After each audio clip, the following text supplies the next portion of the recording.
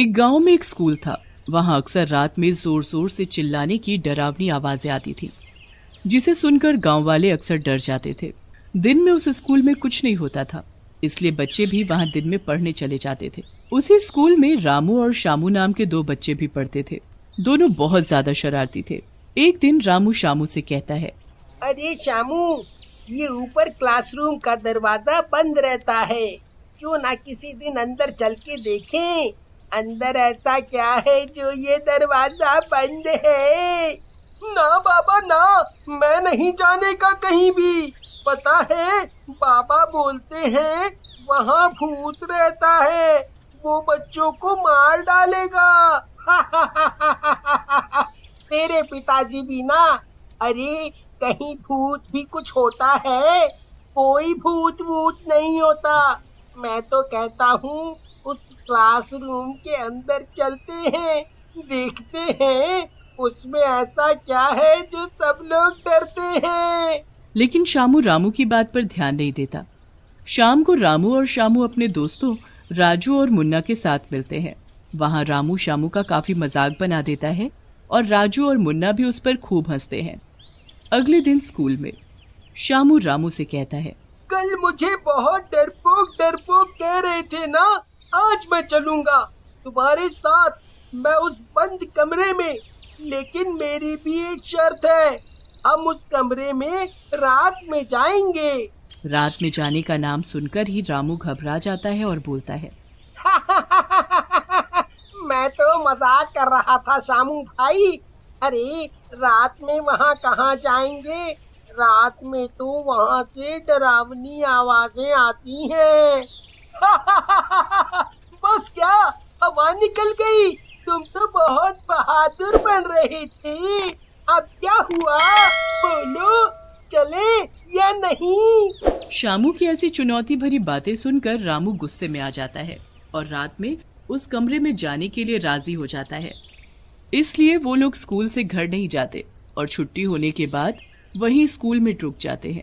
रामू और शामू रात होने का इंतजार करने लगते हैं। भाई शामू, हम सही तो कर रहे हैं ना? कहीं वहाँ अगर सच में बहुत बड़ी चुड़ैल हुई तो? भाई डर तो मुझे भी लग रहा है, लेकिन अब क्या कर सकते हैं, अब तो रुक ही गए हैं। क्यों ना अपनी आंखों से देखकर सच्चाई का पता लगाया जाए। रात होते ही पूरे स्कूल की लाइट बंद हो जाती है और चारों तरफ अंधेरा ही अंधेरा हो जाता है। यार, स्कूल में तो चारों तरफ अंधेरा ही हो गया है, अब क्या करें? करना क्या है भाई, मैं तो कहता हूँ घर निकल लेते हैं। वैसे भी अब तो घर पर भी पिटना है, इतनी देर जो हो गई है। ऐसा कहकर रामू और शामू वहाँ से घर की ओर जाने लगते हैं। तभी ऊपर के कमरे की लाइट अपने आप जल जाती है। ये देखकर रामू और शामू डर जाते हैं। फिर रामू और शामू कमरे के पास जाते हैं। अरे रामू, इस कमरे के अंदर से तो आवाजें आ रही हैं, क्या करें अब? कहीं इसमें सचमुच भूत हुए तो? मुझे तो डर लग रहा है। अरे करना क्या है, अब तो इसे खोल के देखना ही है कि क्या है कमरे में। और रही भूत की बात, भाई मेरे पिताजी से बड़ा भूत तो दुनिया में है ही नहीं, तुझे तो पता है ना उनके बारे में, इसीलिए डर मत। ऐसा कहकर रामू वहाँ पड़े हुए एक पत्थर से कमरे पर लगा हुआ ताला तोड़ देता है, दरवाजा खोल देता है। दरवाजा खोलकर जैसे ही वो दोनों अंदर जाते हैं, अंदर का नजारा देखकर दोनों की सिट्टी पिट्टी गुल हो जाती है। अंदर एक चुड़ैल बच्चों को पढ़ा रही होती है और क्लास में बहुत सारे बच्चे और शैतान बैठे होते हैं। ये देखकर रामू और शामू दोनों घबरा जाते हैं और छुप जाते हैं। अरे शामू भाई, यहाँ तो सचमुच की चुड़ैल और भूत है, इससे पहले ये कुछ करे हमें यहाँ से निकल लेना चाहिए। रामू सही कह रहे हो, तेरे पिताजी ने सही कहा था, यहाँ सचमुच चुड़ैलें रहती हैं। तभी अंदर से एक चुड़ैल की डरावनी चीख आती है और वो दोनों डर जाते हैं। रामू शामू से कहता है, भाग बेटा शामू यहाँ से, नहीं तो ये चुड़ैल हमें भी अपना स्टूडेंट बना लेगी। लेकिन तभी चुड़ैल उनके सामने आकर खड़ी हो जाती है और बोलती कहाँ जा रहे हो मेरे नए स्टूडेंट? बच्चों जरा रुको तो सही। अब कुछ नहीं हो सकता, अब तो तुम्हें मेरी क्लास में पढ़ना होगा जैसे और बच्चे पढ़ रहे हैं। तभी वहाँ एक शैतान बच्चा आता है और बोलता है, सही कहा चुड़ैल जी, इन्हें अपनी क्लास में रख लो, मजा आएगा। चलो क्लास में जाकर पढ़ाई करो, जब देखो खेलने की पड़ी रहती है। चुड़ैल को गुस्से में देखकर शैतान बच्चा वहाँ से चला जाता है। चुड़ैल रामू और शामू के पास जाती है और जादू से अपने हाथ में खून से भरा कटोरा लेकर उन दोनों के आगे कर देती है। पियो इसे और मेरी क्लास में भर्ती हो जाओ, नहीं तो मरने के बाद तो होना ही होगा तुम्हें। चुड़ैल की धमकी सुनकर दोनों डर जाते हैं।